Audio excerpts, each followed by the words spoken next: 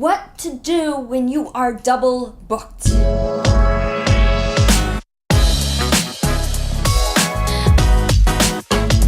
Hey guys, it's me, Gina Su, your life coach for go-getters. Now, technically, I'm making this video for myself because I get double booked all the time. And every time I get in that situation, I feel like it's so frustrating, but I get out of it just fine every single time. So this is a reminder video for myself, and hopefully it's helpful for you if and when you get double booked. First things first is try to make both work. Sometimes when I'm double booked, I'm like, oh my gosh, should I do this option or this one or this one or this one? When I don't even stop to think about, hey, maybe I could make both work. The more information you get, the easier it is to decide. Sometimes you have to get savvy with the way of transportation of how you're gonna get someplace, or maybe turn a meeting into a phone or Skype call. Or sometimes for me, it's turning a in-person audition tape into a self-tape that I do at home that maybe I can turn in a couple hours later. Or if you have to be in both places at the same time, then you're gonna have to move one option. So the best thing to do is reach out to the person or project who you think may be more flexible with their time and ask to see if they can move it to a different time or day. Now this happened to me once where I reached out to the person who I thought would be more flexible with the project, and turns out they said, no, it is set in stone this day or time, you are there or you're not. Well, taking that action really helped me decide, okay, let me reach out to the other project or person and see if I can move that. Just remember, try to make both work first before you rack your brain over trying to pick one over the other. Okay, so for the second step, if you really have to pick one or the other, you have to be in person or whatever in both at the same time, then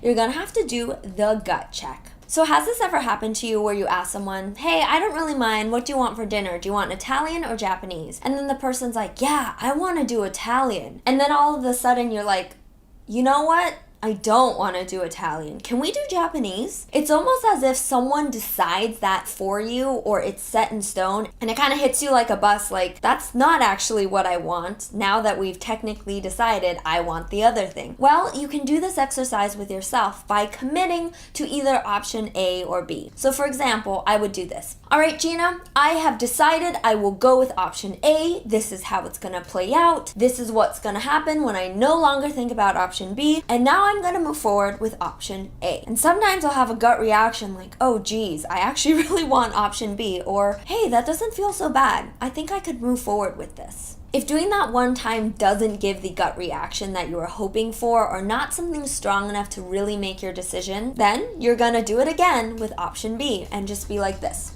All right, Gina, I have decided 1000% I'm going with option B. This is what it's gonna be like. This is what my couple next steps are. And I'm no longer gonna think about option A because it's no longer an option. Hopefully with that, you'll feel a gut reaction with either one or the other. And once you feel that reaction, go with it. At the end of the day, this might not matter to you in a couple weeks, months, or a year. Or maybe by the next day, you'll be like, why was I so stressed out about this one decision? So once you get that gut feeling, run and gun with it and just let it be, because hey, things always happen for a reason.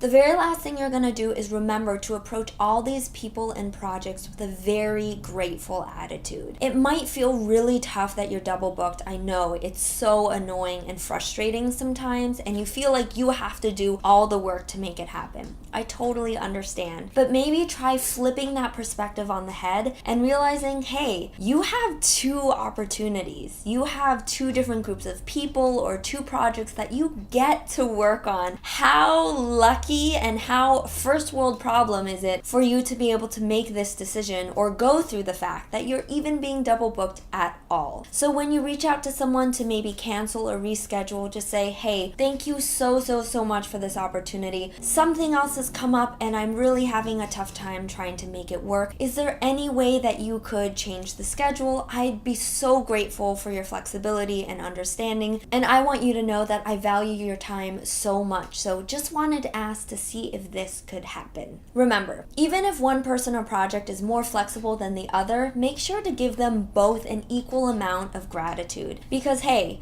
being double booked is actually a really awesome and exciting thing. It's a wonderful problem to have. If you are ever double booked, you can save this video for a rainy day or send it to a friend if they're experiencing this right now. You guys are the best. I hope this video was helpful. Thank you so much for watching, and I'll catch you next week. Bye!